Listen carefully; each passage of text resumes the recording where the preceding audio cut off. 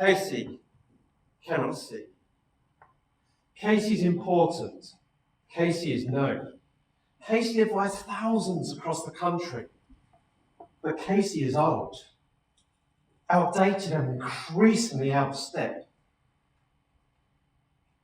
Casey cannot see the future and yet demands we consider futures, possibility.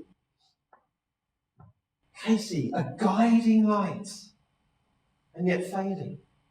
Batteries waning in a fog of ragged progress.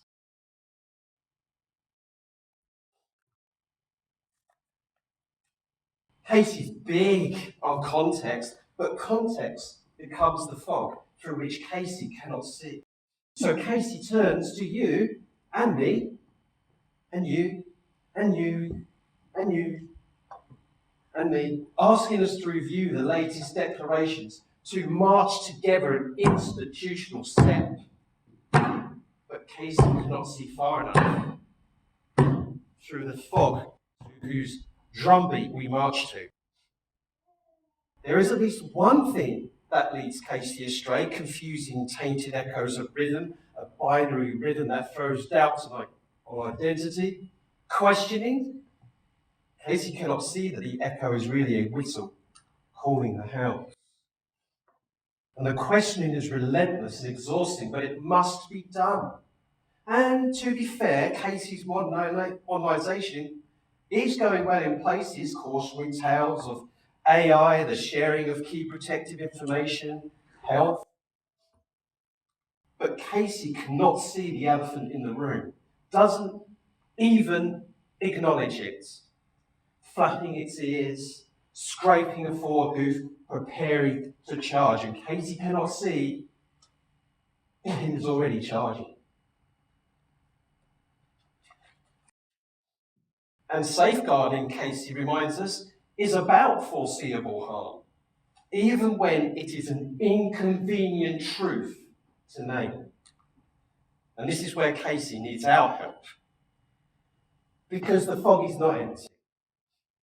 It is filled with heat, with smoke, with floodwater, with shortages, displacement, and children carrying anxieties they did not choose. They did not choose. Casey looks for threat in individuals, in homes, in isolated moments, but harm doesn't always arrive that way. It can build slowly.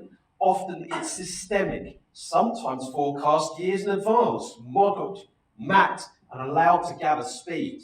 And children know this. They absorb it from headlines, from the heat waves, from classrooms that feel unprepared to speak plainly. And teachers? You teachers? You see it too, in behaviour, in attendance, in fear for futures that no longer feel abstract. This is not politics. It's pattern recognition.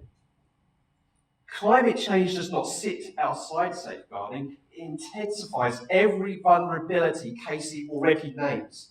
Poverty, health, crises, exploitation, absence, distress. And the elephant, therefore, is not theoretical. It tramples on the very ground that Casey already patrols. So, we must ask Casey to look again, to widen the lens, to recognise that reasonable professional care includes climate literacy, because foreseeable harm demands foreseeable preparation. We are asked not for ideology, but coherence, not for slogans, but safeguarding that keeps pace with the world children are growing up in. Casey advises thousands across the country, and those thousands, that's us. So we respond. We must.